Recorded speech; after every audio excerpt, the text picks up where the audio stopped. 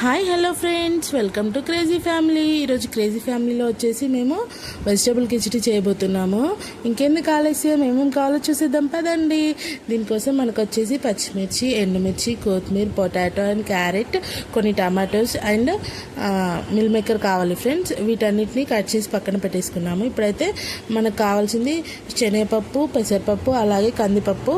ఇవి table spoon తీసేసుకొని పక్కన పెట్టేసుకున్నాను. ఇప్పుడైతే స్టవ్ మీద బాండి పెట్టేసి ఒక 2 స్పూన్స్ గీ వేసాను, అలాగే ఒక 2 స్పూన్స్ ఆయిల్ కూడా వేసేసాను. వేసేసి మనం కట్ చేసేసుకున్న వెజిటేబుల్స్ అన్నిటిని మనము మంచిగా రోస్ట్ చేసేసుకోవాలి ఫ్రెండ్స్. పచ్చిమిర్చి, ఎండుమిర్చి, అలాగే క్యారెట్, పొటాటో అన్నీ కట్ చేసేసుకున్న వెజిటేబుల్స్ అన్నిటిని ఫస్ట్ వేసేసి మంచిగా ఫ్రై చేసేసుకోవాలి.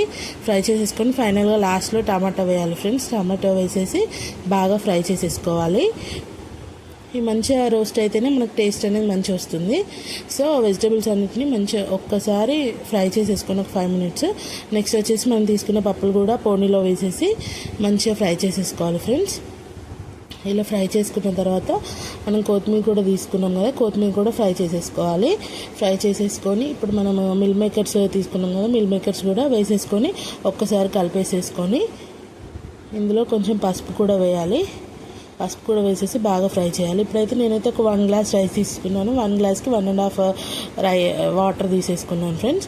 రైస్ కూడా వేసేసి వాటర్ వేసేసి మనమైతే ఒక 3 విజిల్స్ పెట్టేయాలి ఫ్రెండ్స్. 3 విజిల్స్ పెట్టేస్తే మనకైతే ఎంత యమ్మీ టేస్టీగా ఉండే వెజిటేబుల్ కిచడీ రెడీ అయిపోయింది. దీన్ని మనం కొత్త ఆవకాయతో పెరుగుతో ట్రై చేయండి, చాలా బాగుంటుంది. Thanks for watching. Please do subscribe our channel friends. Thank you friends.